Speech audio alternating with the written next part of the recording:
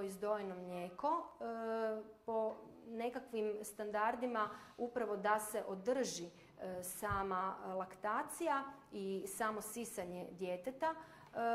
Bilo bi dobro da se ne koriste dude, odnosno flašice sa dudama.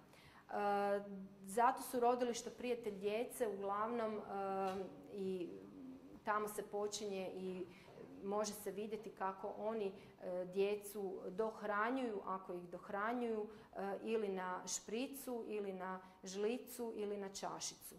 Razlog je tome što je drugačija fiziologija prihvata dude, a drugačija je fiziologija kad dijete hvata dojku. Dakle, drugačije dijete sisa. I ako se mijenja, odnosno ako se djetetu nudi duda na bočici ili duda varalica u tim prvim tjednima života djeteta, može doći do konfuzije, odnosno do zbunjenosti djeteta i dijete može odbijati i samu dojku, odnosno samu bradavcu. Tako da nije preporučljivo davanje duda i duda varalica ili dohranjivanje na te dude na bočici. Jednostavno dijete će na taj način, ako ga se ne hrani na dudu, puno lakše se vratiti na prsa, odnosno započeti ponovno sisati ili neće izgubiti taj osjećaj i neće odbijati dojku.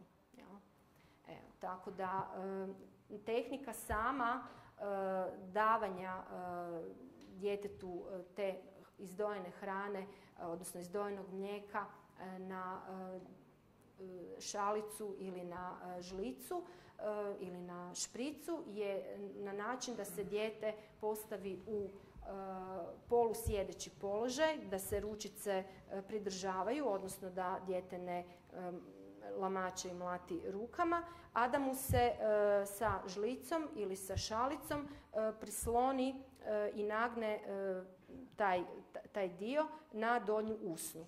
Pri tome se neće mlijeko ulijevati djetetu u usta, nego će se samo prisloniti i nagnuti, a dijete će sa svojim jezikom lickati i hvatati sadržaj iz šalice ili iz žlice ili šprice.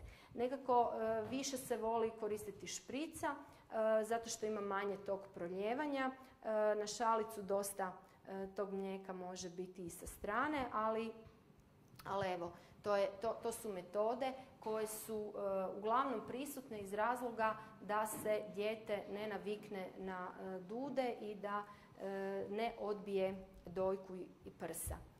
Davanje duda varalica znanstveno je potvrđeno da ukoliko se dude varalice daju do 2 tjedna djetetovog života, znači počinju se koristiti u ranijoj fazi djetetovog života, da je odustajanje od dojenja puno brže.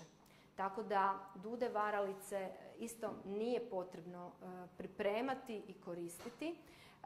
Dijete će sigurno htjeti biti češće na prsima, ono će nekad htjeti i sisati vašu dojku, a da nije gladno. Mi to kažemo, to je nenutritivno sisanje, ali to je to maženje i kad beba koristi vašu dojku kao dudu.